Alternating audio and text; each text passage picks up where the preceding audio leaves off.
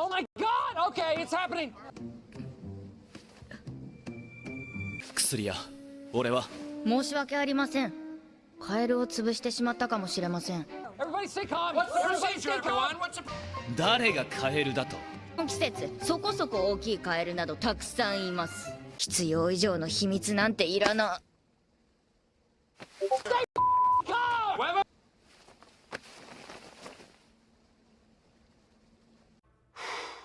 Boy, that escalated quickly. Hi there, everyone. Scott and Lars back with another review and analysis for the Apothecary Diaries, brought to you by Camille's Harem. Not just a podcast for novice writers by novice writers, but also a YouTube channel by novice writers for novice writers. Because writing is an adventure, it's more fun with friends, and we've got frogs galore in this episode. We finally get the answer to what the frogs are all about.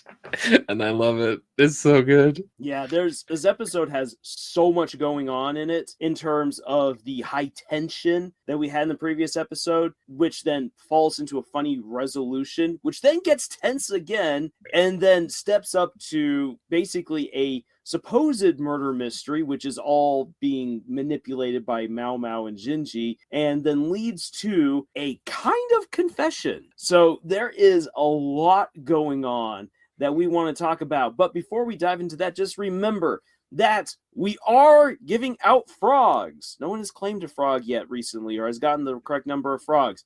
You must be the first person to comment with the correct number of frogs hidden throughout this video in order to get your own hand-drawn frog from Camille. They're awesome. We want to hand them out to you guys. So please count the frogs and comment with the correct number. So with that being said, let's just dive into the events of this episode, and then we will talk about what's really going on and give you our full analysis. So the events of this episode pick up right where we left off previously with Maomao having fallen on top of Jinshi. They've embraced, and now her hand is feeling something that shouldn't be there.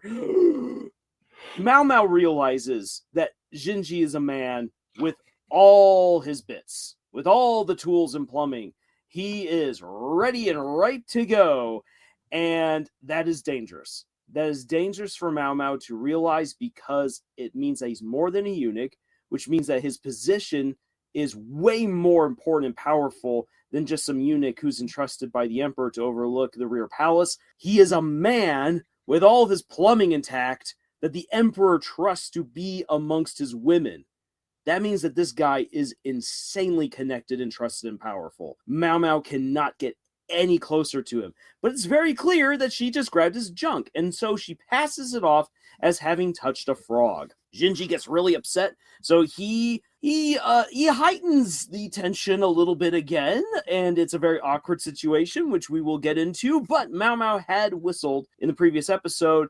The sweet doggo responds to her call, comes crashing down on top of Jinshi right before things get truly awkward, and they are saved. They are saved by Lihaku, who comes rushing after the dog. And now Maomao and Jinshi decide they are going to get back at the people who tried to assassinate him. And so back at the dinner party to close out the hunt, Lihaku arrives with bloodied clothing that he hands to Basen, and Basen declares that these are the clothes of my master, who we then come to find out is the prince. Everyone's freaking out. Everyone goes looking to try to figure out what happened to the prince, and there's yet other bloody material. There's an arrow with a certain kind of hawk feather that's been left behind. So one nobleman is implicated as being the one who assassinated the prince. He's freaking out, and Boston's like, well, this seems like a very genuine moment of shock. And Lihaku says, maybe we need to expand our search, see if there's any more evidence. And this gets the real assassins spooked, because they're like, wait a second, if the prince was killed with an arrow and not by a gun or by him falling off of the waterfall, then what the heck is going on? So the assassins get really scared. One of them goes and uncovers the guns that they had hidden, and Maomao and Jinshi and Lihaku catch him. The dog confirms the smell of sulfur. Voila, we have one of our assassins who speaks. Everyone in his entourage gets brought on in and is gotten rid of. No one will see them again in public. Wink, wink. And so the episode rounds out with everyone celebrating the end of the hunt. The prince is back. Hooray. And we actually get a little bit of a sad scene where Gaoshin is drinking with all of these other high officials, and they're all dropping these verbal hints that they don't respect the prince at all. This was just a really fun little moment of excitement that made this hunt a little something more than just a straight up hunt. Woohoo! But everyone wants to see Master Jinshi. Everyone wants to know what's happening with the emperor and with his children. No one in the surroundings seems to really be keen on the prince, on the brother of the emperor ascending to the throne. Though that does kind of contradict some of the turtle stuff that we saw in the previous episode, which we're going to get a little bit more into that later. And Gaoshin obviously has a big secret that he's holding on to, and he's hoping that Jinshi will finally commit to telling Maomao the truth because, as he says, it may be a little bit cold, but we need every pawn that we can on the board. And Maomao is a trusted power player at this point within the palace. So they need Maomao on their side, and if Jinshi has got personal feelings for her, then that needs to be cemented. So either she's completely on their side, or they know that she can't be trusted because she's rejected his feelings, and then they will have to move appropriately. Maomao is greeted by Jinshi in her room. He doesn't enter, and we'll talk more about why this is, because again, there's a lot of very interesting stuff happening in this episode. Jinshi hands off to her a bag which is full of Bezors, just like he promised. But as he tries to confess to her, after apologizing to her, she is just like, Bezors, Bezors, Bezors, yay! But even her excitement and her gushing and all of the shiny rainbows and light around her does conceal the fact that she realizes he's up, like she knows what he's trying to do, but she does not want to hear his confession. And neither does she want to reject it, because Maomao understands she's in a very dangerous situation. It is far better to just believe that Jinshi is the eunuch rather than that Jinshi is a man with all his plumbing who is very trusted by the emperor. And we are finally given Jinshi's identity by Gaoshin in his little inner monologue. This is the prince, the second prince of the empire. Bam, bam, bam. Oh man, there was so much going on in just this one episode. I mean, they were setting it up the previous episode, all that was happening, but it's another one of those things that makes me, like, as a novice writer, just kind of in awe of everything that's going on here, because you can't set up everything that's happening here without taking the time to introduce the characters and have the characters grow until they get to a climactic event like we're in right now. And so kind of in like that thought process as a writer, there's two very important things going on in this episode. You have some really great character growth and character like learning moments, both for like us as the readers and the watchers, and then also for like the characters themselves. And that's what pushes a good story forward. This is what has pushed Apothecary Diaries into what it is today. But you also have all of the plot, all of the little small things that have kind of built up on top of each other, all these like other characters doing stuff that has influenced the characters to get to them where they're in the situation they are now. And like I said, it couldn't have been done in just one or two episodes. This is something that's been building up since the series started, and I love it. Yeah, and just to start touching on what some of this character growth is, let's first have a look at Maomao. One of the things that I really like that this episode shows us is her quick backflash to when she was being raised at the Vidigris house, or Vidigri, however you say it. Verdigris. Vidigri house, where she, even though she was brought in and the girls there loved her in their own way, they had work to do. And so as a little kid, she was left in the back bawling, but no one ever came to her. As a result, very crucial, very critical, learned emotion, empathy, sympathy, kindness, care were omitted. And not that they didn't love her, but is just the nature of the red light district. And so Maomao doesn't have quite the same emotional capacity as a lot of other people do. It doesn't mean that she's completely uncaring, but Maomao came to rely more on her wits and her intellect rather than on her feelings. And so in the situations that she finds herself in the cave with Jinshi, and then later on when Jinshi is trying to confess to her, Maomao is not responding in an emotional way at all. In every situation, she's being analytical, she's being critical. Yes, we see some snark coming from her when she's teasing Jinshi because of his frog, and really trying to avoid, like, oh my gosh, you have your plumbing downstairs, and it probably works.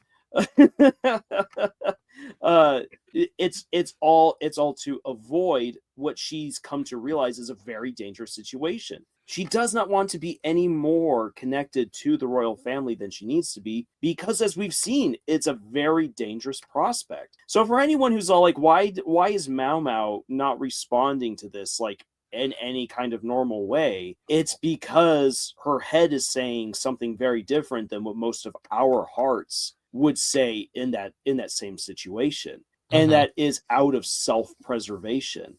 And so this brings everything together. Like, why is it that she's not able to connect with so many people back in season 1? It's because she's emotionally stunted, but she's incredibly intelligent. The two can coexist. I saw a lot of people complaining about how it didn't make any sense for her to be so emotionally dense and yet be so intellectual. And I'm just like, no, that works totally fine for her character. And now that we have an explanation for it, it works even better. Well, and I really like how, even though she is like has this sense of self-preservation and her intelligence has protected her up to this point, it's also failed her at times, because she keeps getting dragged into these different conflicts, having to solve these different mysteries that are caused by matters of emotion. And so even though especially in like the previous episodes just recently with the curse of the previous emperor and everything, that was a very emotionally charged like part of history. And like Maomao is able to go in and very methodically, very kind of Holmes like solve like what actually happened, but not the emotions behind it. And that's why we rely a lot on like all of the other characters and their explanations to get the whole picture. But I also really like it, and this is part of why I think Maomao is such a great main character for this series, is because she's not adapted to that emotional world, yet she gets dragged kicking and screaming into that world over and over and over again, and it makes a very fun, unwilling narrator for what's going on in the story. And we get two moments in this episode that really solidify her untrustworthiness as the main narrator. And again, that shows just how cognizant she is of the situation. So, for instance, when she's teasing Jinshi and she realizes, maybe I've taken it a little bit too far. All right, and then Jinshi lays her on down, and that's when it looks like it's about to get very hot and heavy. Maoma's like, oh crud. I messed up. And you can tell she's trying to like figure out like, how do I get out of this situation? And there's no good way for her out. It's thanks to the dog that she's able to bow out gracefully from a situation that she helped to create. And then at the end, when Jinji's apologizing to her and then gives her the Bezors and then tries to confess, she's really, really happy, and she's, oh, Bezos. And then right before the episode ends, she's like, if he says anything, I will cut off his manhood. It's just hilarious. It's a great moment, and it's a moment that's all like Maomao still realizes what's going on here. Mhm. And it's such a great intermingling of so many aspects of her all in one go. The wild apothecary side, where we get to see her true passion and happiness come out, and then we also get to see that analytical side and that side of her that does not want to get reeled into this anymore for self-preservation's sake, and still that same snarkiness that got her into trouble in the first place rears its head yet again. So all of these different aspects of Maomao come together in this one scene, and I like that. One thing that a lot of, again, novice authors especially, I think, have a hard time with is capturing all the different sides of their characters, adequately showing them, and you can bring it all together. We don't just wear masks of one specific emotion. We are complex individuals who go through multiple emotions and trains of thought all at the same time. And in this final scene, you get that happening with Maomao. And it's great. And then to kind of counterpoint what's going on, you've got Jinshi, you can tell he's afraid, like getting up to this episode, to actually tell Maomao who he is. And I think a lot of that is because he's become attached to Maomao. He's afraid of what Maomao's reaction to like finding out about this will be. I mean, and that says a lot about a character, because like that fear of rejection, I mean, it's something a lot of people can relate to, but it probably comes a lot from like how he was raised. So it's an interesting view into the character on that one. But you also have, he's finally getting down to taking care of the situation, and it's revealed out from under his hands, well, out from under his underwear. You get the idea. Out of his control. It wasn't under his control the way he wanted it. He like reverts to getting offended at that time when Maomao makes some snarky remarks that go a bit too far and end up impugning his honor. It's not small. It's not exactly. Oh man. Like it catches him off guard enough. It like breaks him out of the fear that he had and replaces it entirely with indignation, and I love it. It was hilarious. It was such a funny scene to watch. Yeah, it was good.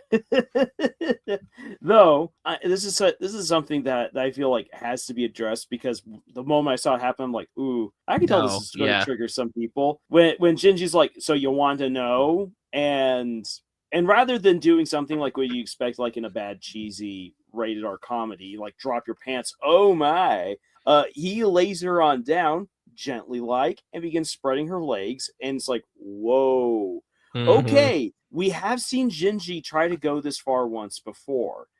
Maybe not quite to this extent, but comparable, when he tried to go after Maomao in a very suggestive way with honey, which she really didn't like, and a lot of people got really upset with that scene in the previous season. What I like is that at the end of this episode, Jinji apologizes, which he hasn't done before for that kind of a predicament. He apologizes because that's not the way that things should be done.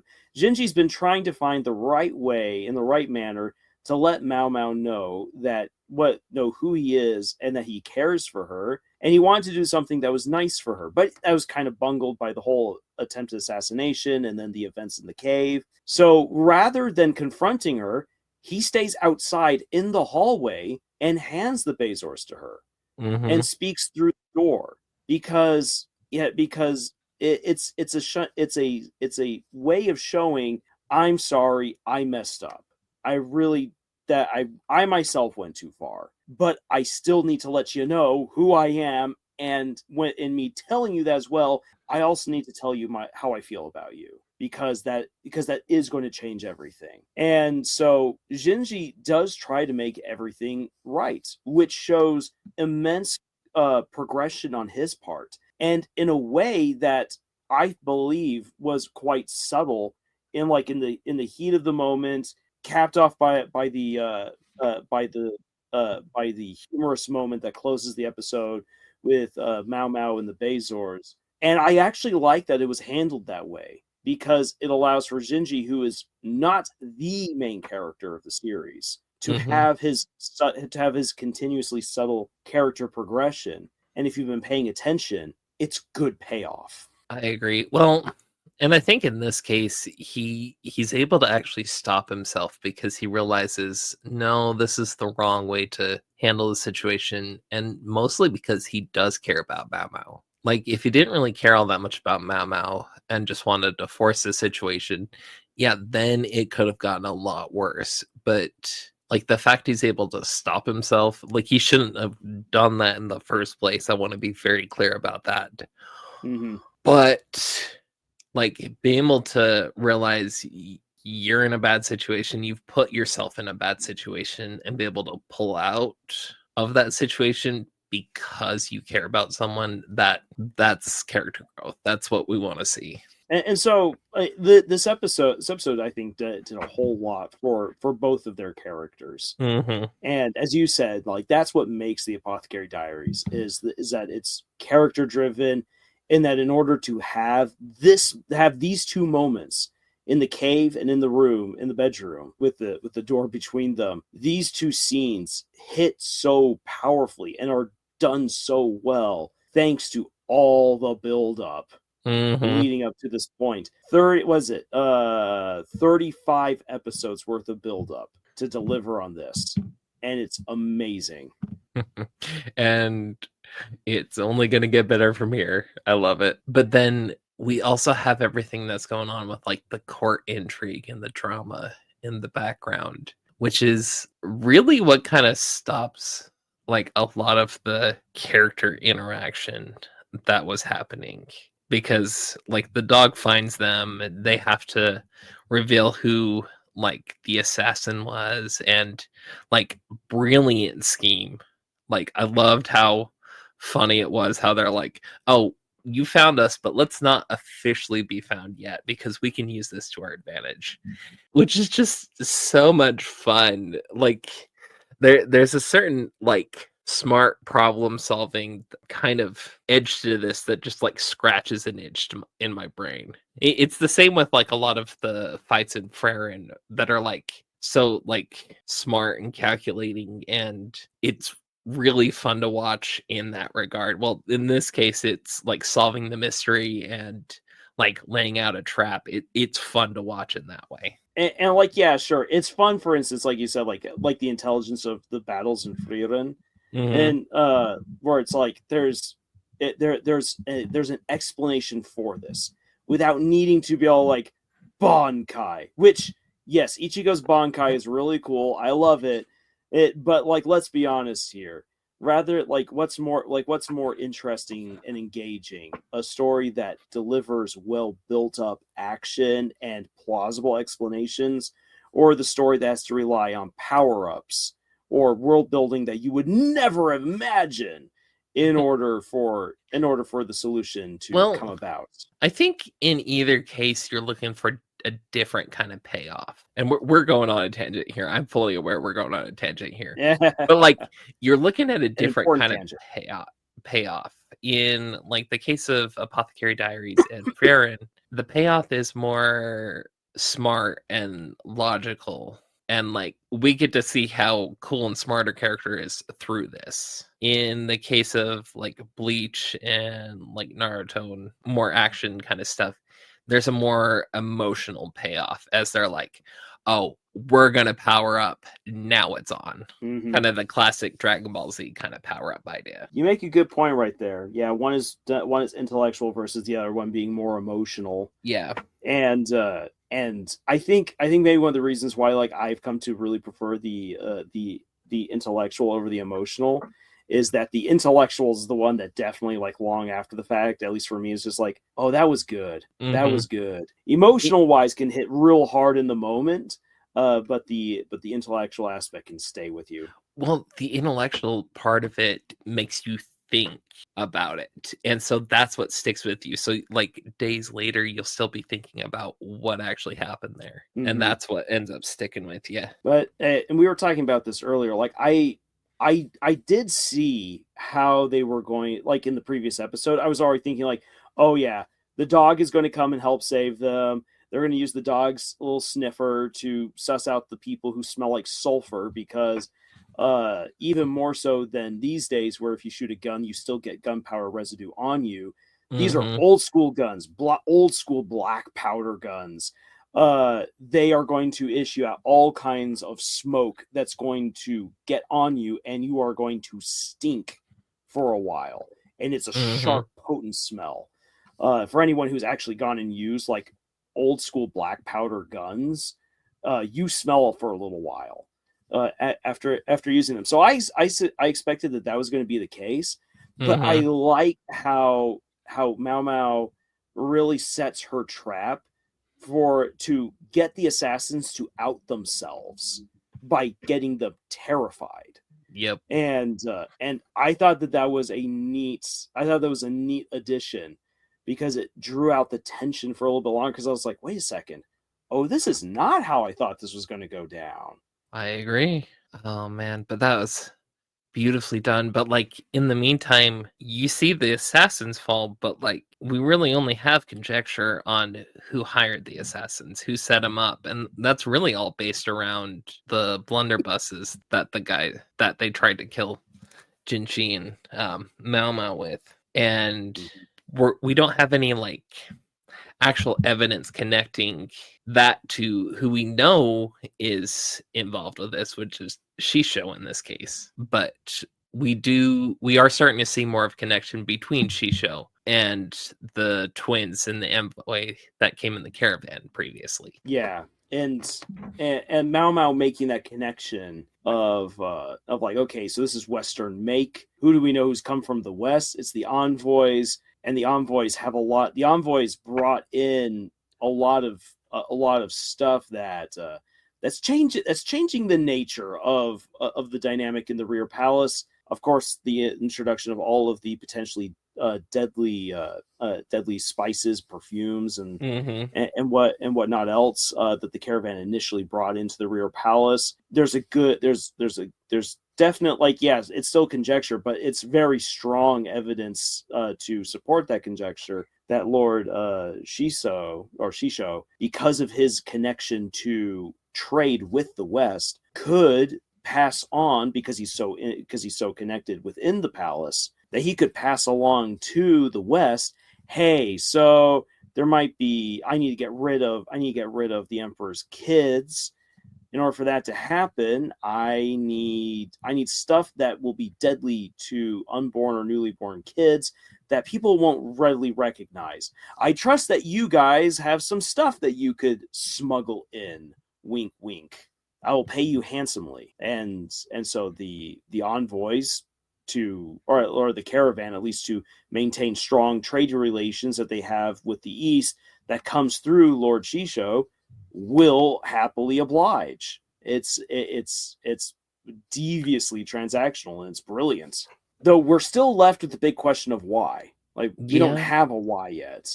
And there's still the lingering question of why was Jinshi's food not just simply laced, but like blatantly, here's all the stuff that's going to get you feeling hot and bothered and excited under the sheets. Which, as we saw with Boston, like it actually knocked him out. He was so aroused. Get him ready for all that zesty hoo-ha. All that zesty hoo-ha. Oh, that poor guy. That's a flashback. You just gotta feel bad for Boston. He's like, I'm just here to be the adult in the room. Why do I have to be the one who's going through this? Oh, that poor guy. Please, Master Jinji, next time that you have me eat turtle, can you like bring in someone, please, or let me bring a friend. Mm-hmm. This is a good episode. All right, so with all that being said, we want to hear your thoughts and reviews, analysis of this episode. If you have got any thoughts, please sound off in the comments. We want to hear from you. And remember, again, please comment with the correct number of frogs that have been hidden throughout this video, because we wish to give away a hand-drawn frog from Camille. But otherwise, if you'd like to support the work that we do here, then please check out the books that we've published. Links for them are in the description below. Otherwise, thank you so much for joining us on this incredible adventure that we call writing. And until the next time that we go hunting with a bunch of murderous nobles, choose. Okini.